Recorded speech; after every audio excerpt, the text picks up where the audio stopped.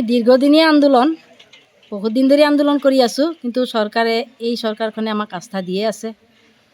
আন্দোলন উঠাই লওঁ, আন্দোলন আমি উঠাই লোৱাৰ পাছত তেওঁলোকে আমাক মাতে, আমাৰ ৰাজ্যিক বিষয়ববীয়াসকলক মাতি পেলাই তেওঁলোকে মানে কিবা কিবি হেৰি কৰে আৰু তাৰপিছত আমি এই যে আন্দোলন কৰি প্ৰস্তাৱবিলাক তেওঁলোকে লয়, প্ৰস্তাৱ মানি নলয়।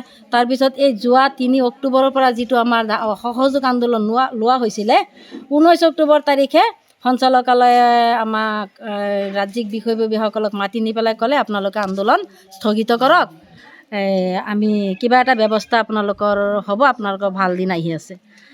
তাৰপিছত 19 অক্টোবৰ তাৰিখৰ প্ৰস্তাৱ যিটো সঞ্চালকালয়ে আমাৰ হেৰিয়াত চৰকাৰলৈ প্ৰেৰণ কৰিলে, চৰকাৰে জবাব দিয়া নাই। গতিকে সেইবাবে আমি আজি ৰাজপথত নামি আহিছোঁ। আন্দোলনৰ কাৰ্যসূচী মানে কাৰ্যালয়ৰ তলা বন্ধ কৰাৰো আমি বাধ্য হৈছোঁ। অনিৰ্দিষ্ট কাললৈ আমাৰ আন্দোলন চলি থাকিব, যেতিয়ালৈকে চৰকাৰে আমাৰ ন্যায্য দাবীখিনি মানি নলয়। চাওক, আমাৰ ন্যায্য দাবী বুলি এইকাৰণেই কৈছোঁ, আমি অসম ৰাজ্যত চৰকাৰে কিয় দিব পৰা নাই? অল ইণ্ডিয়াত বেলেগ ষ্টেটবিলাকত যেনেকৈ দি আছে মাননি, বহুত উদাহৰণ আছে। গোটেইখিনি ষ্টেটৰ ক'ব নাযায়, বহুত ষ্টেটে আমাতকৈ বেছি 15,000, 16,000, 25,000, 24,000লৈকে তেওঁলোকে মাননি পাই আছে। মজুৰি নোহোৱালৈকে মাননি দি আছে। অসম চৰকাৰে আজিলৈকে আমাক কিয় দিব পৰা নাই? আৰু অসম চৰকাৰে আমাকতো দিয়াও নাই। নিদিয়াৰ আগতে মহিলা সবলীকৰণ বুলি কৈছে। মহিলা ক'ত সবলীকৰণ হৈছে? আমি অংগনবাদী কৰ্মী সহায়িকা মহিলা নহয় নেকি? আপুনি চাওক, এগৰাকী সহায়িকাক আপোনালোকে সোধক, আজি সহায়িকাই 3,200 টকা মাননি পায়। এই 3,200 টকা মাননি মই ভাবোঁ এজন মিনিষ্টাৰ MLAৰ দিনত এটা পানৰ খৰচ নহয়, আমি এই 3,200 টকাৰে এগৰাকী সহায়িকা আৰু 6,500 টকাৰে এগৰাকী কৰ্মীয়ে আমি কেনেকৈ আজিৰ ইমান দাম থকা বজাৰখনত কেনেকৈ বজাৰ কৰি ল'ৰা ছোৱালীক আমি পোহপাল কৰোঁ? আমি নিজৰ ল'ৰা ছোৱালীক ভাল শিক্ষা দিব পৰা নাই, ভাল মানে যি মনৰ ইচ্ছা মতে আমি একো কৰিব পৰা নাই। নিজেওতো আমি ভুগিছোঁৱেই বেমাৰৰ ফালৰ পৰা, আৰু যি কামৰ হেঁচা। আমি যদি স্বেচ্ছাসেৱিকা, গতিকে আমি স্বেচ্ছাসেৱিকাৰ এটা সীমা থাকে কামৰ। আমিতো ডিউটি কৰিছোঁ, আমি অৰ্ডাৰত কাম কৰিছোঁ। আমি স্বেচ্ছাসেৱিকাই 4 ঘণ্টা কাম কৰিবলৈ, আমি ৰাতিলৈকে কাম কৰিছোঁ দিনৰ পৰা আৰম্ভ কৰি। কিন্তু চৰকাৰে আমাৰ ফালে চোৱা নাই। আমাক কি বুলি আমাক মানে ভাবিছে, বেয়া পাইছে, আমাৰ জবাব লাগে। আমি কি বেয়া কামটো কৰিছোঁ? আমাৰ এই দাবীসমূহ ইয়াৰ পিছত আৰু আপোনালোকৰ কিবা আমাৰ চূড়ান্ত সিদ্ধান্ত এইটোৱেই, আমাৰ দাবীখিনি অতি সোনকালে চৰকাৰে মানি লওক। আমাৰ মজুৰি দিব লাগে। মজুৰি নিদিয়ালৈকে আমাৰ অংগনবাদী কৰ্মী সহায়িকাক মানে 12,000 টকা মাননি প্ৰদান কৰিব লাগে। মিনি অংগনবাদী কৰ্মীকো তেনেকুৱা সুবিধা দিব লাগে।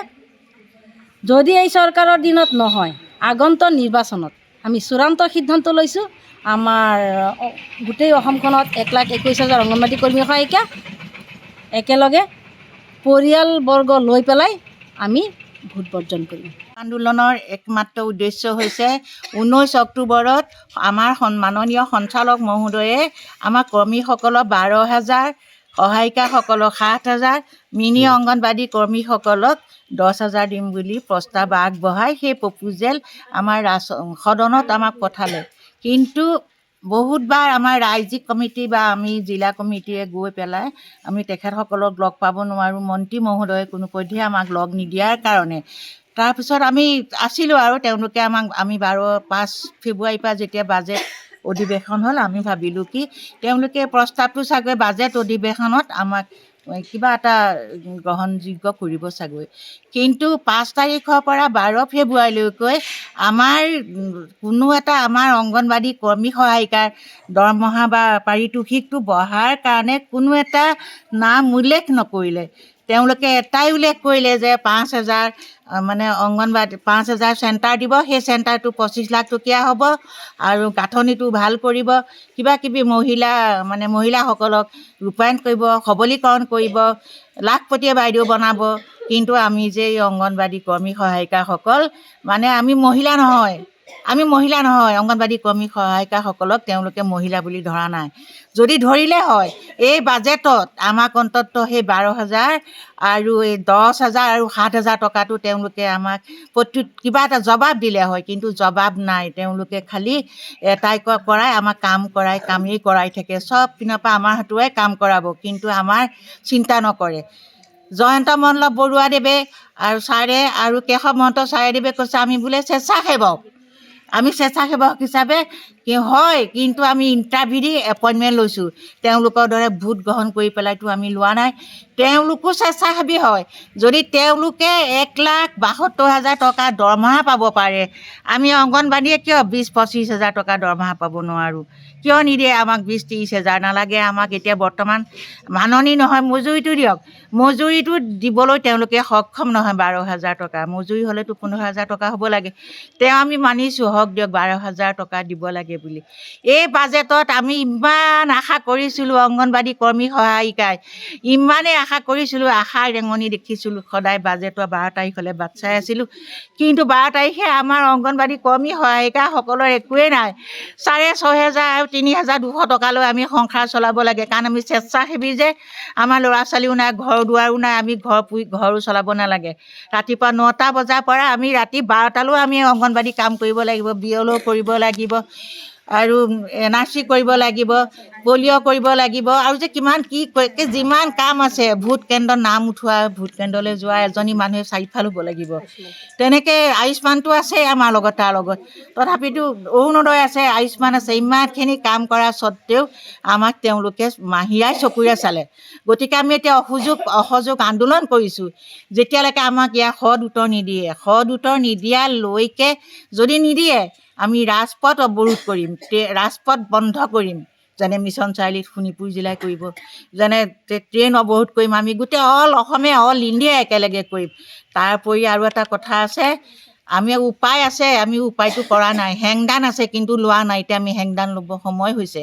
কি কৰিম জানে? হেংদানত আমি অহা ইলেকশ্যনত আমি ভোট বৰ্জন কৰিম। এই ভোট বৰ্জন কিমানে কৰিম? 1,21,000 অংগনবাদী কৰ্মী সহায়িকাই আমি ভোট নিদিওঁ। অকল সেইটোৱে নহয়, আৰু আছে উপায়। আমাৰ যে ল'ৰা ছোৱালী, আমাৰ পৰিয়ালতো ভোট আছে, কমেওতো 200-100 ভোট আছে গোটেই পৰিয়ালটোত, আৰু সহায়িকাও তেনেকৈ আছে। আৰু সেই কৰ্মী সহায়িকাৰ পৰিয়াল আৰু কৰ্মী সহায়িকা আমি ভোট বৰ্জন কৰিম। আৰু তাৰ উপৰিও আৰু চাওক এটা কথা, সেই আমি যদি কৰ্মী সহায়িকাৰ পৰিয়াল যদি ভোট বৰ্জন কৰিবলৈ বাধ্য কৰাব পাৰোঁ, গোটেই গাঁওখনকো বাধ্য কৰাবলৈ আমি বাধ্য হ'বই লাগিব। আমি তাতকৈনো আৰু কি কৰিব লাগিব? আমি চৰকাৰ, আৰু এই চৰকাৰ নিপাত যাওক, এই চৰকাৰ নিপাত যাবই, ধ্বংস হ'ব এই চৰকাৰ। এই চৰকাৰ বহুত ফুটনি হৈছে, আমাক মহিলা বুলি গণ্যই নকৰে। জবাব লাগে।